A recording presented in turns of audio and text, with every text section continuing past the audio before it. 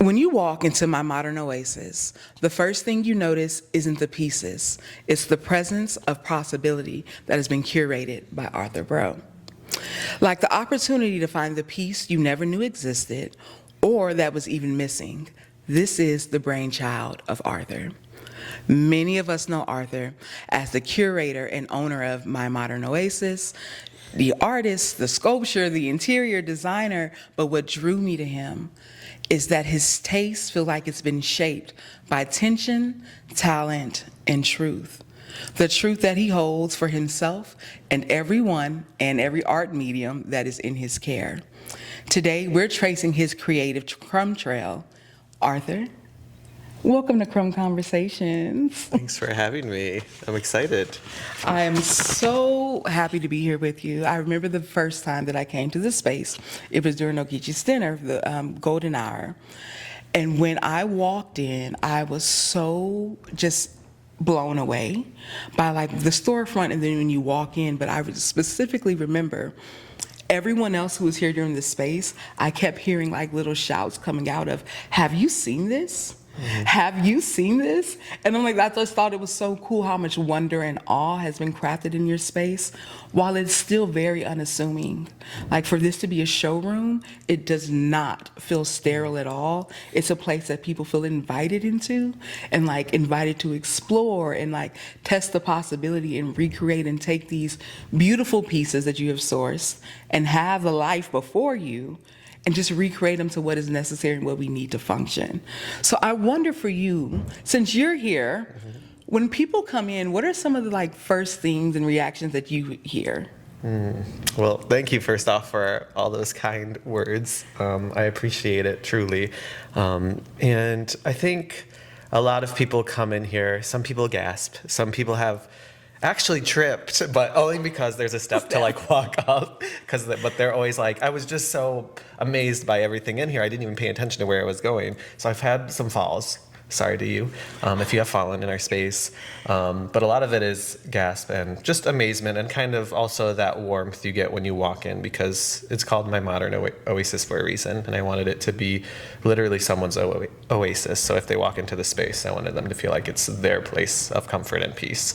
And I feel like I see and hear that a lot as people walk in, like a sigh of relief or just like I love how it feels and smells in here. But always positive remarks for now. So far, no negative ones, but yeah. What I love is every time you come into the space, it is different. Like it's like an ecosystem of things moving and growing and always working together. Do you remember the very first thing that you either sold or sourced for the store? Because we opened the store in transition of closing another studio. So if we go back to like the very beginnings of which I have some OG followers who are like, I've been seeing you since your apartment days when I used to sell outside of our dining room. Honestly, to be honest, this all started when we were redoing our place and I would buy from Target. I don't anymore, but I used to buy from like Target and then just resell what didn't work out online, or I used to buy like Target things on Facebook Marketplace. The thing that comes to mind, like one of the first pieces were these like rope wrapped stools that I think were from a previous catalog of Target like many years ago. And that's like what comes to mind as like some of the first things I purchased that were unique. Perfect. But I wouldn't have those in the shop anymore. Yeah, just that was 4 years ago. It'll throw off the Emperor's Groove. Yeah. It really wouldn't fit in. So you told a bit about your story of how you got here, but who were you before My Modern Oasis? Before My Modern Oasis, I was a struggling artist. I mean, a lot of people would say, oh, you were pretty successful. I mean, I did work in some gallery settings as president of a co-op gallery. And then I also worked part-time managing, or almost full-time managing, a salon and spa in Portland, Oregon. So during that time, I've always been a workaholic. And so that time I was doing both, being a president of a co-op and then managing a salon and spa, but still struggling because I think those were both small businesses, so they couldn't necessarily pay what or a kind and generous corporate would. So I was still, I think, making like 14-ish an hour, and then the co-op was all voluntary position and just based on gallery sales. So I was still struggling, and then on the flip side, I was also selling my art on like fairs, being a vendor at different events, and I was a painter at the time. So I will say selling paintings is truly not for the weak. Like people say owning a business like this is truly not for the weak, but selling paintings is truly not for a weak, especially when it comes from like such a personal and expressive place. And that's what I was doing at the time. So before that, I mean, I was a starving and struggling artist. So that was my life. Yeah. And since you have transitioned in so many ways, lived so many lives, we love our cat moments. Yeah. What did the very first messiest iteration of My Modern Oasis look like? Like, I think everyone comes in and they gasp because it's so beautiful, and they like have no idea what was even the bones of the building itself before you started. So specifically to this space? Both, all things, yes. Because it all started, like I said, in our dining room. So the messiest version of MMO was in our dining room. People would come in and we'd just have art, antiques, tables scattered around our dining room, just literally piled on top of each other. And people would come into our home and look through our dining room at the selection we had. That was probably the truest, messiest form, where it just wasn't as polished as what you saw on screen, because we would still photograph in that same space. And then in this building itself, I mean, we completely did a lot of the work. We did hire a contractor for some of our shelving, but we did do a lot of the work. So, and that was mostly because, again, we're a small business, so we had to fund that work, and I didn't have the budget to have the contractor do everything. So, the messiest was probably that 2 months in which I decided, we're going to flip this space in 2 months, get it done, because I don't want to pay double rent on 2 spots. And yeah, that was just chaos, mentally, physically, visually. But I mean, this building luckily has like great bones. As you can see, like the original tin ceiling is gorgeous. And then the hardwood floors in the first room, beautiful, and the brick, exposed brick. But things like there was like... And the bathroom. Oh yeah, the bathroom's really cute. Comes with like the checkered tiling. They all just needed cosmetic work, but... And as you came into the space and you were designing it like cosmetically, but also how you decide to source, how do you decide like what belongs here? Like what feels like an MMO piece? I think I've been doing this now for a handful of years, 4 years, I think. And for me, honestly, it's how rare an item is. I've seen many items, and I'm sourcing almost every week. So I go through it with so many items. So one, I want it to be an item I don't come across often. 2, something that can be somewhat accessible. I know we have splurges, like items that are going to be a little bit more, but I still want to keep it within that threshold that it's still accessible. Like if you go online, it's going to be much more. So the goal is to always pick out an item that is, 1, pretty rare, but also 2, has quality, or it's handmade, and just natural materials, anything that feels substantial and solid, and like some thought and intention went behind building it is truly the focus, because I want everything that goes home with someone is going to be like an item, if you treat it properly, can be held on to for your life. And that's kind of the goal. Like when I look at an item, can someone take this home and really have it forever, as long as they don't, mistreat it. Yes. So as you're moving through the sourcing and you're growing and you're finding your footing, have you made any like mistakes that actually turned out to be like a really good decision? You were nervous when you made the decision at first. Like sourcing, or just like business? Just in general, like maybe more business. Let's go business. Business. I feel like everything. I have a lot of confidence in certain aspects, but I am definitely like a worry wart, is what they call it, right? Yes. I definitely worry about many things, so I feel like I'm always thinking something will be a mistake. So it's really hard for me to hone in and be like, that was a big mistake. and I overcame it, or it turned out to be positive, because in my mind, like even signing a lease, I was like, this is a mistake. I'm gonna be sad. So that was probably the biggest mistake that turned into something great. Not to go on another tangent, but to give some insight, when we were in the old space at the church, because I believe you found us when we were here, right? Yes. Yeah, because you moved here not too long after that. And we started in the church, and then we were there for about maybe 2 years. And I will say it was never hugely lucrative. So like me and my partner was a little more hands-on on that, in that realm. And I was hands-on, but I was also working other jobs. Like I worked part-time at a salon here in Chicago, and then I also was doing photo shoots and tours downtown. So I was doing a lot of side work, and this was kind of just something in the back burner that wasn't really generating much revenue, but it was something we were working on. And since we were in a private space, it was not anything we could like advertise on the streets, and people would just come across and walk by and come in.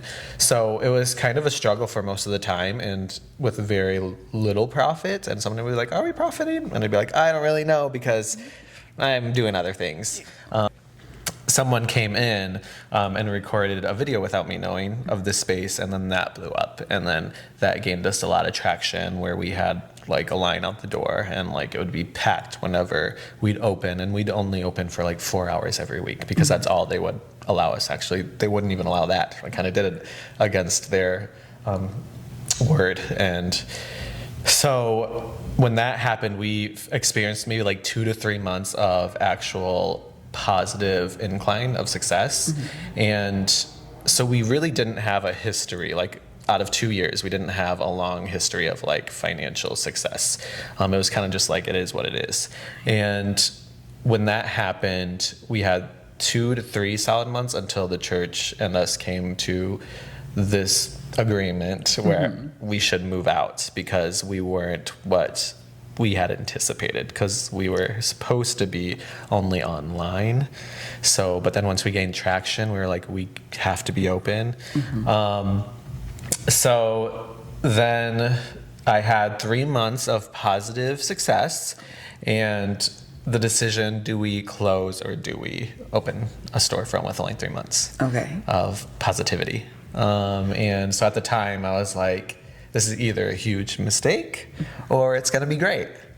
And I remember even when I was like about to sign the lease, I was just like, this is a mistake. We'll see how it goes. I have no idea how the economy is going to be. Retail is like dying. Even to this day, I'll go to like meet a business owner who's been in this business for like decades. And they'll be like, you are an oddball, because while everyone's closing their retail and going online and opening a warehouse, you are opening a retail and closing a storage. So I would say opening this was what I thought could have been the biggest mistake, but now turns to be not a mistake at all. So even though you were fearful in doing it, like what made you say, like what was the deciding factor? Like, I'm just going to sign it and close my eyes. Like, I think it was just a lot of people would come to our store and say, I saw videos of the store and it just didn't even feel like Chicago. I literally thought it was in Italy or Europe.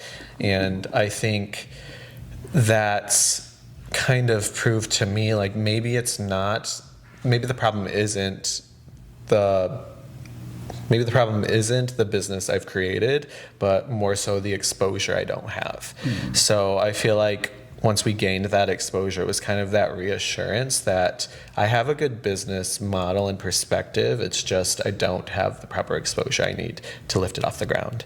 And I think I just kept reflecting on that aspect, and it kind of convinced me, like, if I go all in on this and really focus on that exposure part, this could be something great.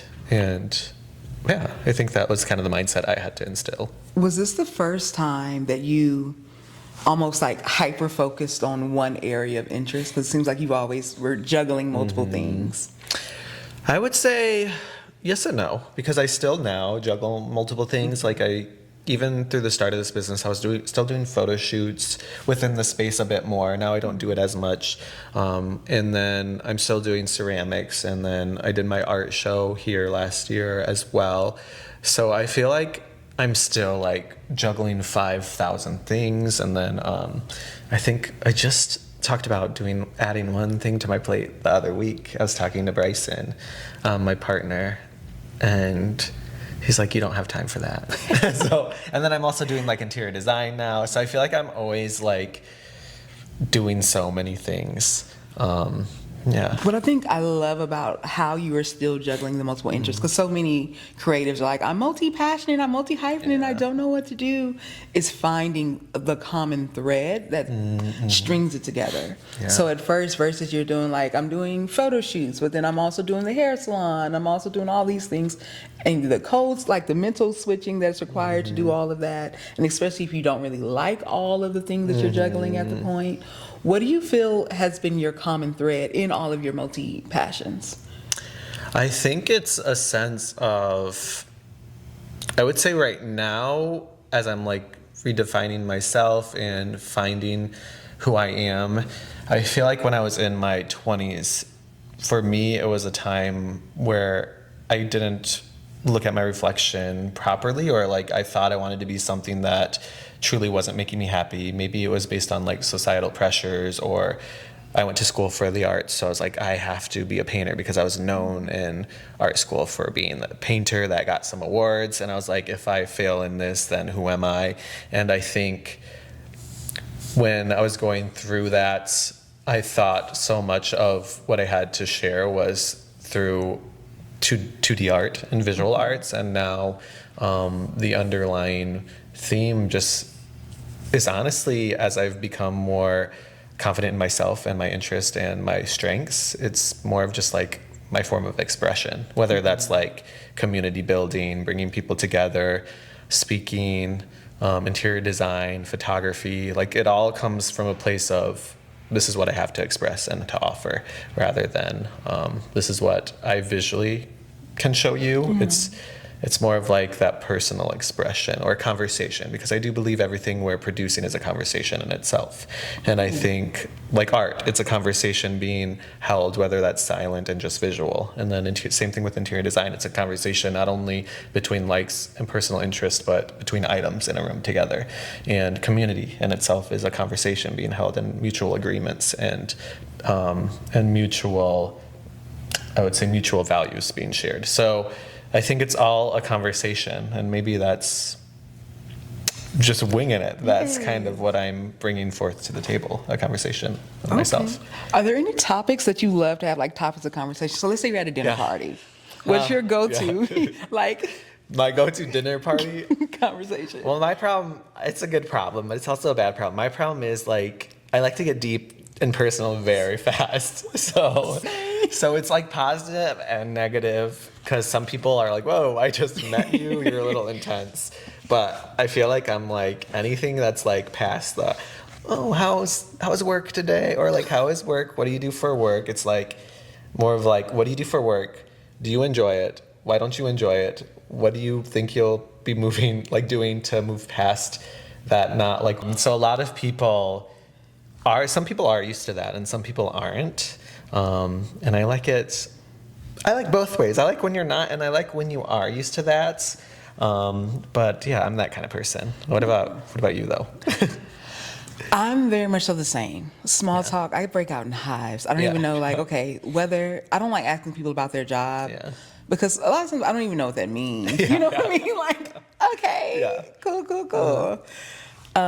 So I am very much so more of like the intimate conversations. And I think that's how we connected so quickly was like coming in the very first time I had a conversation with you. I think it was like an hour and a half long conversation talking about like AI and art and all of the things, right? And it's like, oh, I was just walking by in the neighborhood. Like, tell me what trauma you have and why. When I was a young warthog.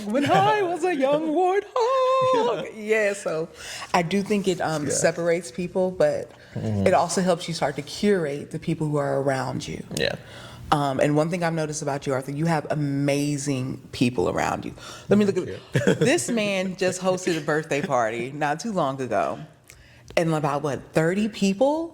Yeah, 30-something. 30-something people showed up to a birthday party in the middle of like cold Chicago October Halloween night to celebrate him.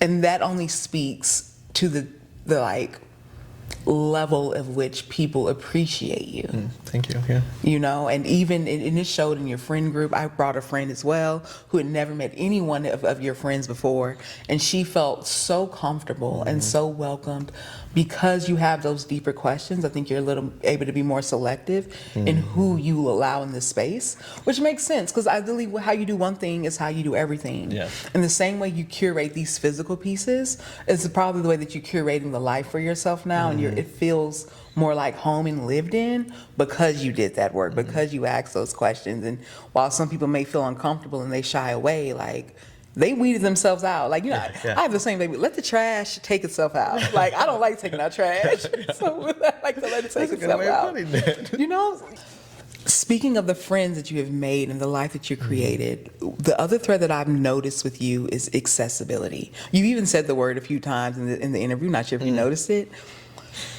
But you have a way, I think when things don't really make sense as we expect them, is normally where like God and the divine sits. Because it doesn't make sense, but it makes perfect sense. And your way of making art so accessible in all things is mind-boggling when we think about the community and the art community now.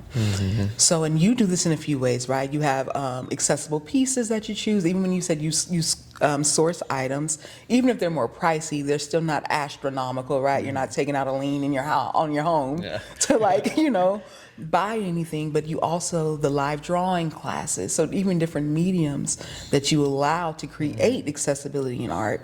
Where does that come from? I appreciate you stating that things are accessible because for some reason sometimes I'm like, are we accessible enough? So I appreciate the perspective that we are. What I want to say Yes. is accessibility and affordability are two different things, and there are ranges to it. Definitely. The reason why I say you are accessible, even though you may have pricier pieces, is there is a pathway to ownership when you come to your store. So maybe I can't have the $5,000 painting, right? Okay, you knew that. You know that. Yeah. But I don't have to leave here empty-handed. I can have a piece of this experience for myself. Definitely. So you are very accessible in that way. So very much so there's a path to ownership with you in art. Well, thank you. Yes. It comes back, it comes from, I grew up with probably a lower middle class, maybe at some point poverty when I was younger. I literally lived in my grandma's basement. No hate to my grandma, but lived in her like unfinished cement basement in a metal bunk bed with my two siblings. So I grew up in times where we had to do what we could to be happy and make ends meet. And I think just growing up with this mindset that I didn't have the accessibility to like classes, or I didn't have these extracurriculars because we couldn't afford it. And I didn't have the most beautiful home, and my parents did thrift. And at the time, I feel like in the early 2000s, late 90s, thrifting there wasn't a positive perspective on it. It wasn't like, let's go thrifting for fun. It was like, oh, you go thrifting? Oh, you got that Mickey Mouse shirt from the Goodwill? And I remember I think I was in third grade, which honestly, that's not old. This is a story, but it's not that old. I remember I was made fun of for a thrifted Mickey Mouse shirt in third grade. How old are you, 11? Right. Yeah. Not even that. I think you're maybe like 8, 9. Like, how do kids even rationalize? And I still remember this because I never wore that shirt again, and I loved that shirt. And again, it was like a much different time where I think thrifting wasn't a fun activity or wasn't positively looked at in social media and society. So I grew up in a time where I did experience a lot of like discrimination and semi-bullying. So I think that's kind of been wrapped up in like my development and like how can I create a space that's accessible, that isn't judgmental. Like I don't want you to like walk in and be like, oh, I don't belong here, because I want to create a space where everyone does feel like they belong, and because I think having a beautiful life and having beautiful things, having crafted and handmade things isn't just for a certain type of people. It's literally for everyone. Having a beautiful life should be it should be accessible to everyone, and that includes beautiful pieces, and that includes handmade pieces, pieces that have been loved and are still loved. And I think because of my experience on not being in these spaces often and not feeling like I belonged in these spaces, I wanted to create a space that didn't reflect what I experienced growing up. So that's where that comes from. Yeah. I love it. And you're doing it so well. Now, having that very unique of a position, when you look at art worlds, we're like, this is my beef of the art world too. So I'm gonna stand on my soapbox for a little bit. Go for it. I believe intimacy and connection and meaning is created through actually like accessibility and not exclusivity. You should build a life based on the things that you allow in, not what you allow out. And a lot of the art world, when we talk about, oh, it's exclusive and it's like, you know what I mean, behind closed doors, the who's of the Definitely. zoos.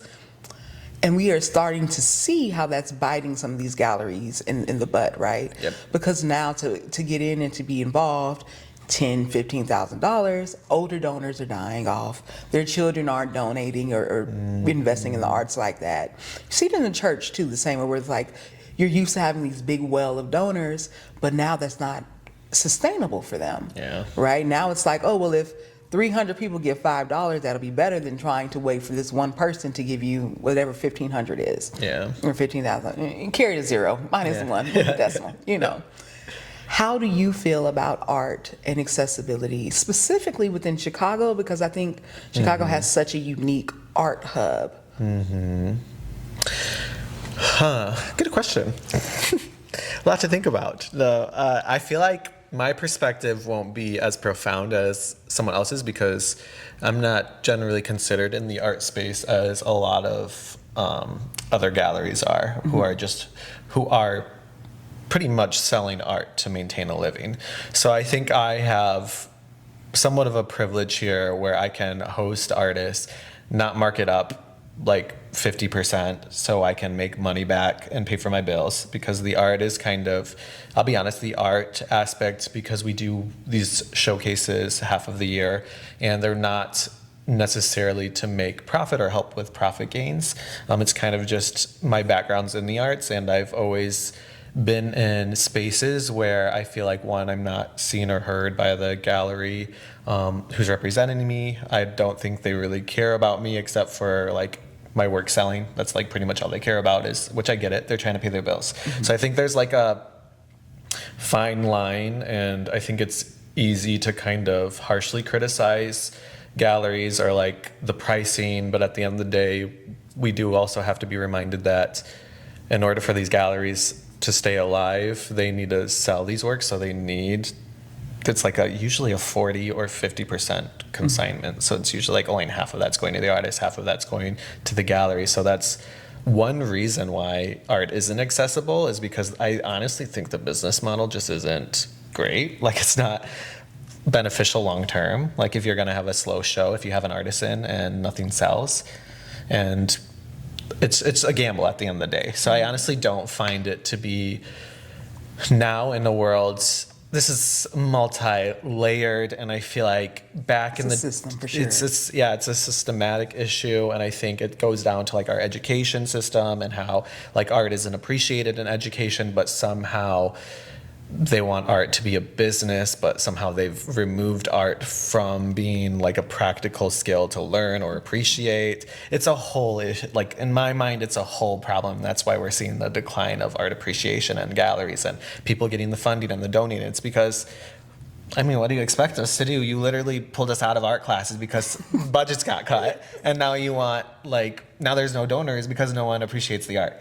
Like, it's just this whole issue, and this doesn't even answer the question necessarily, but that's kind of that's kind of my perspective on it. It's just, art was one. I mean, art in a lot of countries is more cultural. Like, it's culture, it's tradition, it's part of the community, it's part of what you grow up expressing and learning and practicing. But in America, it's kind of been stripped from that identity, and it's not part of our way of life anymore. So the funding and the reason for purchasing and supporting has been kind of lost. And I think because of that, business around art is suffering more. And it's now become, sadly, in a lot of places, and I mean, this happens everywhere in the world, it's become kind of a statement of prestige and wealth rather than that traditional and cultural element that it once was. And So when you say that art is seen as a cultural thing, was art a part of your life growing up, like artistic creativity and ability? I think yes and no. I mean, I always liked art through elementary school, and I didn't really practice art through middle school, and then I got hooked back on it at the end of high school. And I feel like for the most of my childhood, I didn't know what I wanted to be. And coming from Asian household traditionally, like a lot of my mom's tradition were kind of passed on to us. I feel like that influence of let's go into the medical field, let's become a doctor, let's be financially stable. And I think that was just based off life experiences of my parents. Like my parents were both creatives, and my mom was a seamstress when she moved here from Vietnam, and she was just struggling to make it work as a seamstress. And she wasn't. It was a much different time as well, in which like immigrants were treated not. I mean, they're not treated great now per se, but back then, like racism was just like what it is. You know, like it was just it's alive. Racism was alive back then, more so than now. So I think she experienced that, and I don't think her skills were properly valued based on just her identity. That's just probably my personal belief on why it happened that way. So her mother convinced her like to go into accounting and banking and like actually be able to support a family and support a life. And so I think I grew up kind of in an environment in which my family was creative once, but they had been jaded by the system we live in and that lack of appreciation and payment for creativity, which we still greatly experience today, sadly. And so, yeah, I think I definitely went against the grain as far as like, okay, let me turn this into a profession. Yeah. You've personally experienced and like got to witness what happens when someone has the creative ability but doesn't have the access to see it through, which is why I think you see art and the issues within art as systemic, because you've experienced it as all ends, right? As the watcher, as the receiver, as the person in the galleries, as the person selling, paintings. So you have all these tidbits of touch points that lets you see art as a system. Very powerful perspective in general. But of this, as you say, you don't agree with the existing art business model, but you have found a model that works for you that allows all of your artistic abilities to intermingle. What has been the hardest part of building this for you, especially building profitably? I think it goes back to like that aspects of the business are from, and this comes from I just want to state that this is just my personal experience. I do believe like all of my experiences and skills I've acquired through all my jobs, connections, development have allowed me to create a space, and it has allowed me to have these different types of perspectives and conversations with people where I've learned what skills to bring to the table when creating this business. And honestly, I think it's just I think with a business, you have to be very flexible.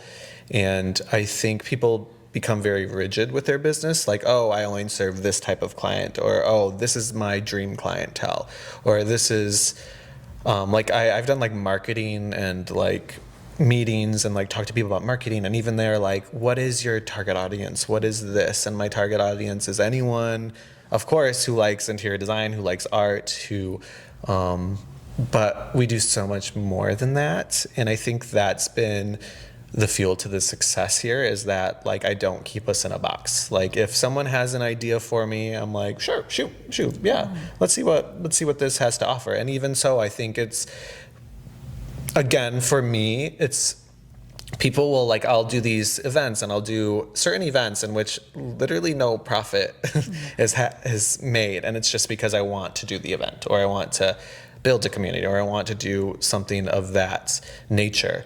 And for me, I think it's that aspect of like looking at business as a center, or like a center of some sorts, rather than a model for profit. And I don't think that's going to work for, and I think everyone's different. Like every entrepreneur is different. And some people are strictly just like, this is for profit. I want to leave it at home. Like I want to leave it work. When I go home, I just want to think about that's where my money comes from, and my community and everything else is different. But for me, I've encapsulated so much more, like so much of my identity and my life and like my beliefs into this business. And that has allowed me to create something authentic, I believe, that people connect with and that people are also looking for. You know, like people are looking, especially in a world of like AI, like you go on TikTok. I was on TikTok yesterday and I'm scrolling and I'm like, oh, an AI news anchor. And I'm just tired. You know, I think we're all tired of these fake personas, this fake life online. And these, to be honest, a lot of businesses are fake. Like it's a lot of businesses are just, they say what they need to say. They post these videos, they post this content. That's what they think their business needs to represent. And I think the authenticity is what people are looking for these days. And it's also like what fulfills you the most, you know, like when you're authentic with yourself and what you're creating and what you're presenting and what you're speaking on, you feel fulfilled when you're not trying to serve a certain vision or standard. You have given me so many just different threads to pull on. The first one with the branding and marketing, which is like my little love child that I dive deep into. Yes, I don't know why I just read like I do, but I think we are coming to the point where we are fatigued of like, who's your ideal market and your target audience and the clientele and all of these things. And I think it makes us feel boxed because now we're trying to serve this one group of people. And I think that's more marketing focused when it should be more branding focused. And I think when you're more branded, it's like, what causes do you care a lot about? Yeah. Such as accessibility and community and conversations. So when those are your guiding pillars and you use that, you're able to, one, find people who care about those three things, whether they're 100, whether they're 10, they have those values. So I'm not looking for someone whose name is Shirley and she's 32 between 33, you know what I mean? No, I want the people who care about these and things, and the way that they care about community is that they invest in the community that they exist within. They don't just show up and like take, they also will pull up to give. So I think that is part of the thread that has helped you be able to be rigid. I mean, to be more flexible, is because you can be rigid in what you value. But flexible in how you attain it or how you show up, what medium you use, right? It could be 2D one day, 3D the other day, and a party plan and party the next. But it's still going to come down to community conversations and accessibility. True, yeah. And I think that's you put it in a great way where is the brand? The brand holds a standard, but the audience does not. Like, I don't hold my audience to a standard, but I hold myself and our brand to a standard. And I think that's a strong statement, actually. Juicy. Ooh. Sorry, y'all. That's a bite. Ooh. I think that's maybe what I'm doing here. And I think, what is successful? And I think good. You gave me that. You gave me that thought. You know, that's what we're here for. We're facilitating the conversation. Speaking of branding and holding yourself to a standard as a business and not holding anyone else, one of the funniest or like most mind-racking parts of building a business is like, what am I going to call it? Like, you know what I mean? What am I going to name the baby? How did you come up with the name My Modern Oasis? I honestly don't remember how I came up with like the Oasis part. It was probably, I'm trying to think. I think So my partner is the plant guy, so he like loves the plants. He maintains them. I'm not. I don't have a green thumb, so I know like at home we have a lot of plants. So we knew in the space we would want it to be very green focused. I mean, believe it or not, before we open the space, we're going to sell some plants. We're going to be able to pot plants in the space. That has gone out the window because we don't have the capacity for it. But we did start selling a few plants, and I think the goal was to create a name that didn't feel like too plant store-esque, but also felt like a home. So we definitely wanted Oasis because our vibe is very kind of green life, jungle feeling. And then Oasis because we knew we wanted it to be like an escape, like a tranquil moment, a sense of peace when you enter the space. And then we actually argued a bit about this. My partner hated the My. He's like, just say Modern Oasis. And I feel like modern, I didn't even touch on modern. We needed something, basically we have the Oasis part down, and we needed something that would kind of tie it into home decor. And although like we have a lot of antiques and vintage items, we felt like the way in which I have a very unconventional way of approaching things because I don't have a background in interior design. So again, it's like a form of expression for me. So, and it's a modern take because it's a modern development through like my art career. So that's where the modern came from. It kind of gives it that like home styling, home interior showroom feel when you say that, put that in front of Oasis.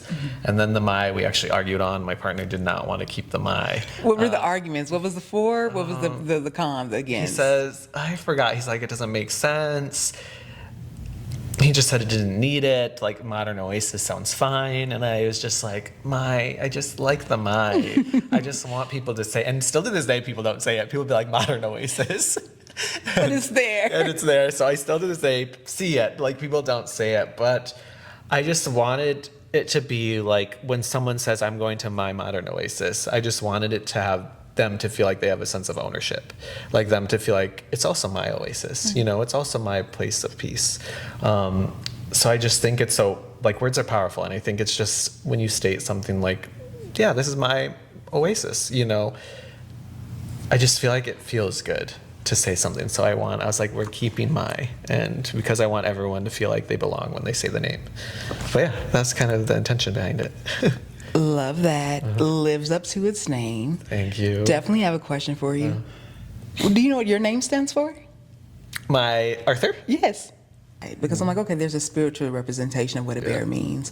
But like physically on earth, what does it tangibly look like to be a bear? Yeah. Very intense for no reason.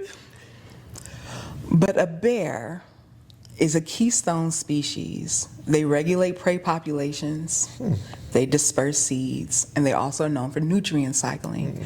So making sure that things have a complete life cycle and all the things are moving and going. Bears are considered to be an indicator species, meaning that if a bear is healthy, they will base the health of the ecosystem that they exist in off of how healthy the bears are. So with that, like, your well-being reflects the overall health of the ecosystem. I believe you are a keystone in Chicago. Thank you. I do. I really do. I do believe you are an indicator species. I do believe when you are well and you are well loved and you are well at peace and you're well taken care of, that everything else around you is well loved and well taken care of. So I believe that you are living up to your name. Oh, thank you. In so many different ways and what it means. I think the overly critical side of us just comes because it always feels like we could be doing more. But the reality of it is you cannot do it all, and you are definitely doing your part. So yeah, well, thank you. I think you are living up to your name. I appreciate that. That is very flattering. Yeah. That's what I'm here for. Also, I gained an appreciation for bears. Yes. Love them. Yeah. There's so much in a name. Yeah. And we always tend to live up to our names. And we know what it means, but we don't really know what it means. It's just like, what does it actually mean to be a bear? Because to me, it's just like honey, eating, and sleeping. You know what I mean? And by that regard, I'm a bear. Yeah, I know, yeah. But no, I think what the point that they serve to exist And you know how the lion is to the jungle, the bear is to Yeah. the forest. I think you're living up to your name, Arthur. Thank you. To me, I just believe there's a part of you who always knew. Like, you maybe didn't know it was to this point or to this regard, but there was a piece in you that would not let you just succumb or just like accept that this is what it is, that this is just the end of it. But there's also a gap, right? Like a creative gap, a creative distance of like where you knew you could be and where you are. How did you have to grow from like having that little inkling of hope to standing in the middle of, like, you were sitting in the epicenter of a dream, of a thought, of a vision? How did you grow into the version that could sit here today? I think a lot of the success of this business is due to my flexibility. And I will say that has assisted in a lot of my, success, and also being where I am today. So I think in order to answer this question properly, it kind of comes down to me defining who I was, that growth and development, and who I am now. So I'm going to kind of start from the beginning. And I mean, I grew up and I want to preface by saying I think my success is due to my journey, not due to my circumstance, and not due to some third party.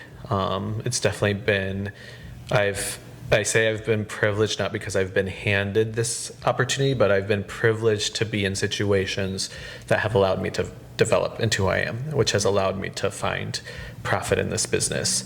But I grew up very timid and like shy. Like, I was known as that kid who wouldn't talk. I would like whisper in my friend's ear if a grown up asked me a question.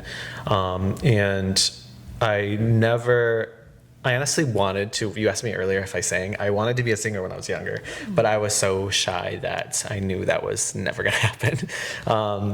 And growing up through life, I was always very critical. Like, I believe my parents told me in kindergarten, the teacher even told me I needed to seek help because I was too critical on myself at the age of 4. And so I've always had this very critical, deep in thought mentality. And growing up, I never really knew what I wanted to be as an adult. Like, I never had an inkling. And I always liked the arts, but not enough to like go hard into it.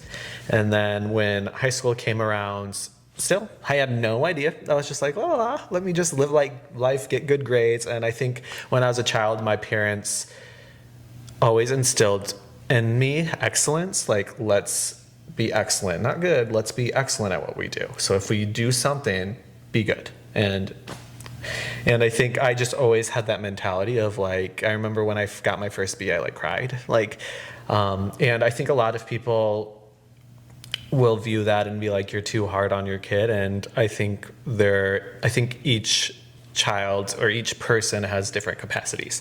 And for me, with the kind of mindset I had, it allowed me to find my full potential, instilling this idea of excellence. And because everything I do now, it has to be excellent. You know, everything I do. Like, I'm a perfectionist, and that again is a downfall, but it's also a very positive trait as well. And it just depends, like, your perspective and how you want to look at it. And for me, I think a lot of my identity building was based on that idea of excellence. Like, whatever I go into, I'm going to put my all into, and I'm going to make something out of it. So when I went to art school, I actually went to art school for graphic design. I didn't fall in love with it, and I didn't see it as something I wanted to put my all into. So I got into like a pretty well-known program. They only accepted like 20 people a year. I got into it, decided after a semester, bye, I'm actually going to painting, where I'm going to make no money and see where it takes me. But again, I knew art and painting was something I wanted to be excellent at. Like, I had the drive to like work constantly. I would paint like 60 hours a week in school, and some days I wouldn't even sleep for like 40. I would sleep like 45 minutes. I remember one week I slept 45 minutes to an hour each night for like the whole week because I wanted to finish these projects.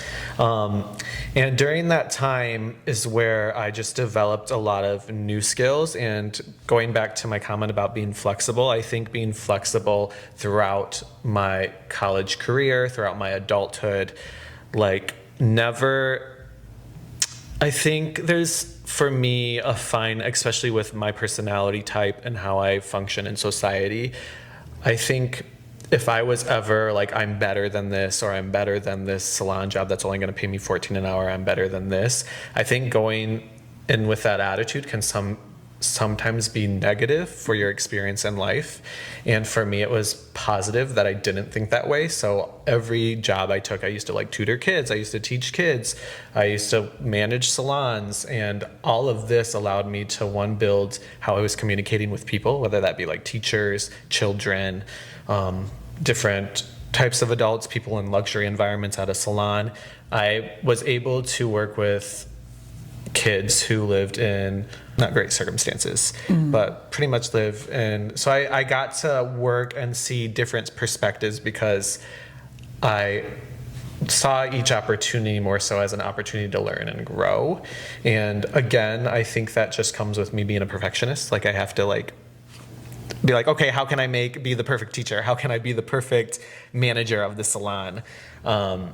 So that's, and the flexibility and not holding like opportunities to a standard, like I'm better than them if they don't meet the standard, allowed me to like just develop skills in a bountiful way where I just like captured them like Pokemon, you know? I was like capturing these skills, like, okay, I learned this from this. And again, through the process of my 20s, I think a lot of us find our identity through our 20s, and we carry a lot of insecurities and struggles still in our 20s. And I was still that way, but in the visual aspect, people didn't see that. And I think now that I'm in my 30s and I have this business, realizing I didn't know at the time, but I was truly building my skills and I didn't know it. And I was capturing these skills left and right that has allowed me to be where I am today, where this business is now multifaceted and it's multiple parts. It's like literally my skill sets in one, like all my careers in one. You know, it's literally everything I did in my childhood, early development, and my 20s that has brought me to here. Now that with all that we've discussed today and your journey of where you've been, how you've gotten here, what does MMO mean for you today? What does it mean to me? When something means to me, whenever someone asks like what something means to me, it's a very powerful like statement. So I think very strongly about it. You're in good company. I know. So, I mean, overall, I think what MMO means to me, it has many different meanings, but for me, it is the reassurance or the meaning of life in a way, like the reassurance of what life is. And I think for the longest time, like growing up struggling with identity, who I am, form of expression, finances, my own career, MMO has become like a solid foundation in which I see a life being built. And I don't think I ever had that sense of like, wow, I built this community. I built this situation in which I am not financially burdened. And so to put it simply, it's life. Yeah, it's just, it's a new life and a new confirmation of my own identity and a reassurance that who I am is who I'm meant to be. And I feel like I struggled a lot with that throughout my life, like my own identity.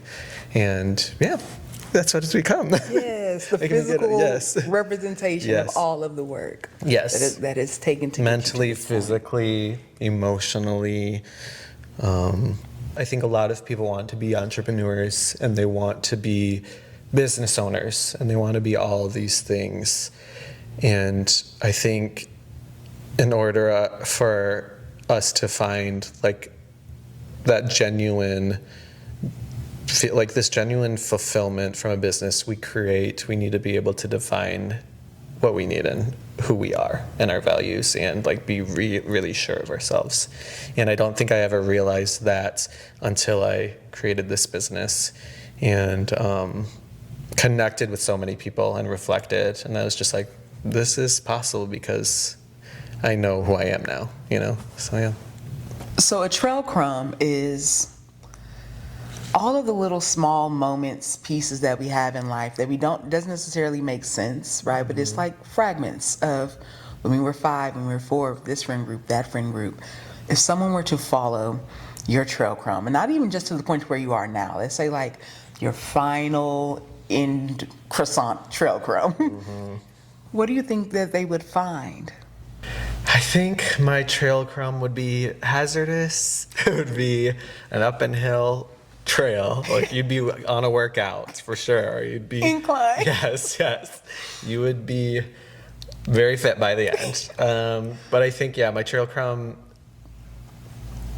like I previously spoke about, my life has definitely been an incline and decline at times, and whether it's like mental health, situational. I'm a heavy and deep thinker of many things, so there'll be some storms on that trail, Crumb.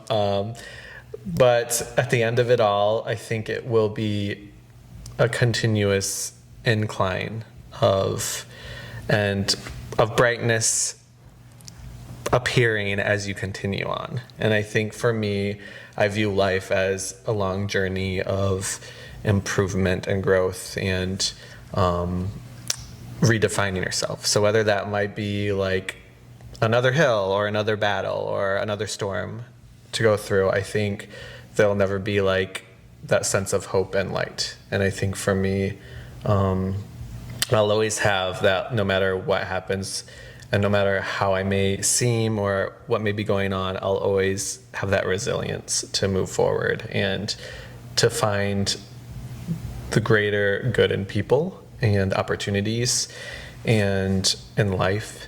And yeah, I think they'll always be going towards a light, because that's what I'm always going towards, you know?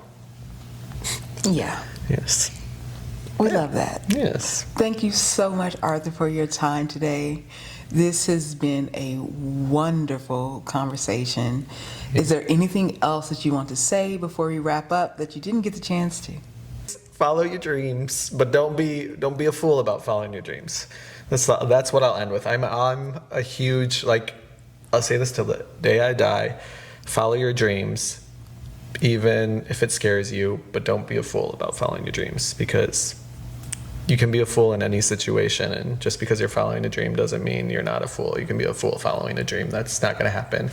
And I'm also a very blunt person, and I do want to say, like, some people come to this store, as much as they say, like, follow your dreams, a lot of people come to the store and they're like, you're following your dreams, how does it feel?